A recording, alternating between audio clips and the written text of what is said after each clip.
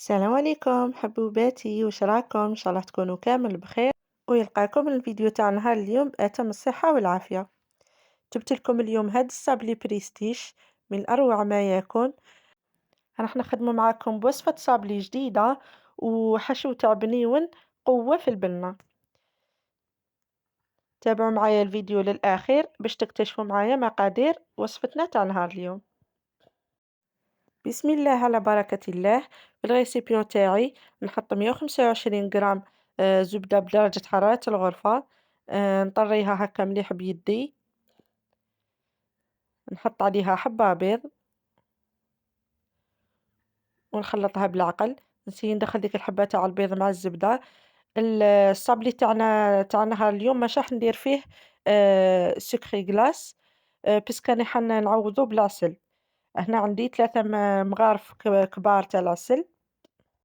أنا ما حبيتش الصابلي تاعي يجيني حلو بزاف، كوما حندير معاه بنيون، كلش فيه حلو. باش نقص الحلاوة ما نحيت كامل السكر. نتوما تقدروا إذا تحبوا الحلاوة تضيفوا ملعقة سكري غلاس وتضيفوا 3 مغارف تاع العسل.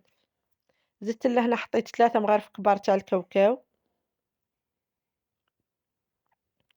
نمزجوا المكونات تاعنا مليح. نزيد نحط مغرفة صغيرة لافاني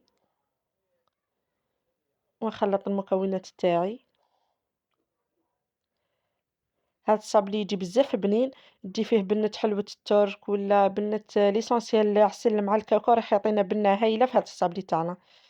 حطيت الفارينة وضفت لها نص باكي خميرة الحلويات، ونبدأ نجمع في العجينة تاعي غير بيدي.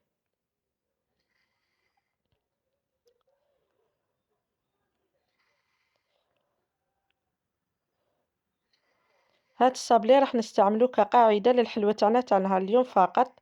يعني راح نخدمو الحشو في الآخر. راح تكتشفوا معايا كيفاش راح نخدم الحلوة تاعي تاع نهار اليوم. كملت جمعت العجينة تاعي، نخلو العجينة تاع الصابلي ديما طرية، يعني تكون طرية وما تلصقش في اليد. نفتحها لازم السمك يكون رقيق شوية. الصابلي تاعي اليوم مش راح نديرو كيما يعني كيما تعودنا نخدمو الصابلي، راح نخدموه شوية رقيق باش ما تجيش الحبة تاعنا تاع الحلوة تقهم. فوالا شوفوا كيفاش خدمته. وأنا هنا خيّرت الطابع اللي يعني يكون نفس الحجم تاع المول اللي حنخدم به. ندوزو لهنا للحشو. عندي كيلة تاع بسكوي ماكاو، وكيلة مكسرات، ونص كيلة فيتين، وراح نجمع بالكراميل. نبدأ نحط في المكونات تاعي، نحط كلش على ضربة ونخلطهم شوية بيدي، يعني حتى يمتزجوا مليح. من بعد نبدأ نضيف في الكراميل. نبدأ نحط في الكراميل تاعي غير بالعقل، ما تحطوش دفعة وحدة باش ما يغلبكمش. أنا لهنا حطيت الكمية الأولى، ونبدأ نجمع في الحشو تاعي بالعقل. هنا الحشو تاعنا لازم يجي شوية حاكم روحو، ماشي طالق روحو كامل، وماشي يابس، لازم يجي غير شوية حاكم روحو. فوالا نبدأ نجمع في الحشو تاعي بالعقل ونضيف الكراميل حتى نتحصل على القوام اللي يعني نحوس عليه.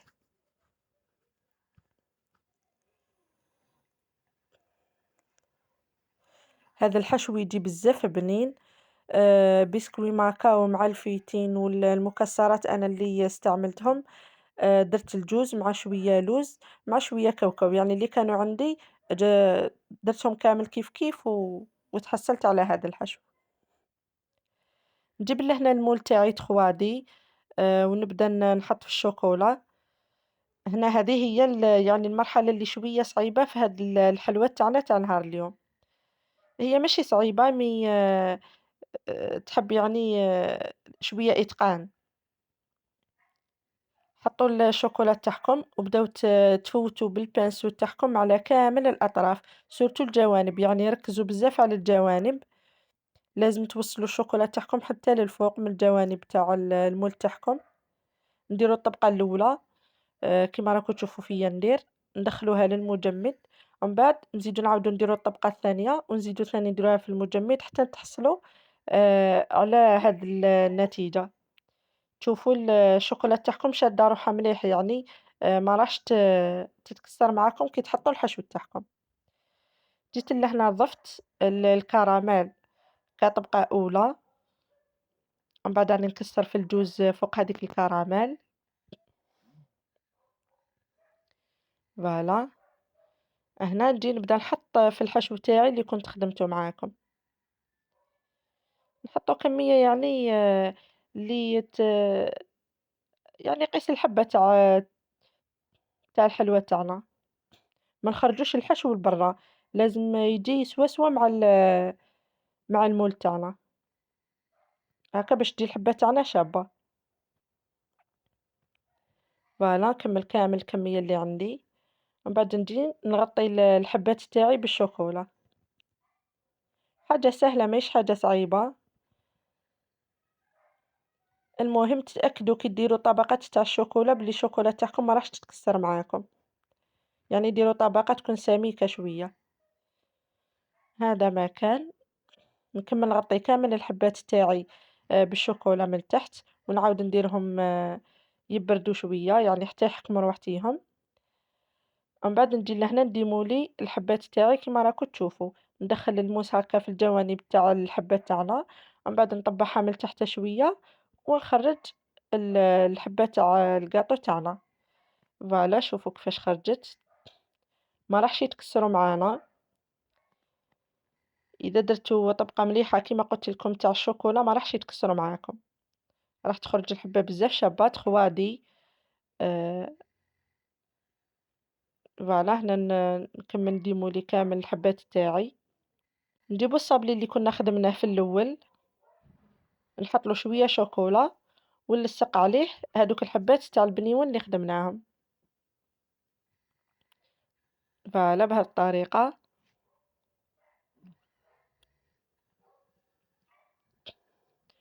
ماهيش حاجة صعيبة، نكمل كامل الحبات تاعي بنفس الطريقة، نجيب الحبة تاع الصابلي نديرلها شوية شوكولا ونحط عليها الحبة تاع البنيون تاعي من الفوق.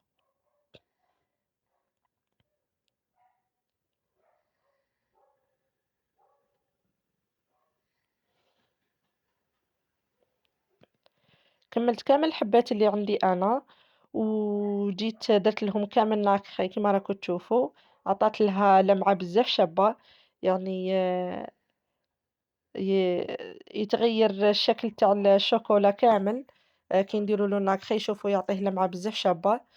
وجيت بديت نديكوري في الحلوى تاعي، أنا خيّرت هذا الديكور، درت هذا الكادر ودرت وردة صغيرة، نتوما لكم الاختيار، الديكور يبقى حسب الرغبة يعني على حسب لو تيم تاع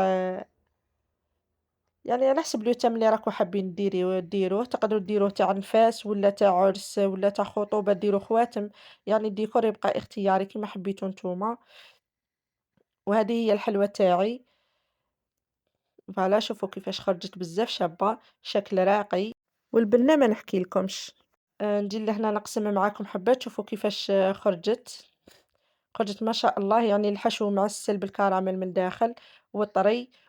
نتمنى تجربوه تعطوني رايكم في التعليقات. ودوك ما بقى لي غير نقول لكم ان شاء الله تكون عجبتكم وصفتنا تاع نهار اليوم. ما تنسوش تدعموني باشتراك في القناة. نخليكم في امان الله وحفظه، والى الملتقى ان شاء الله.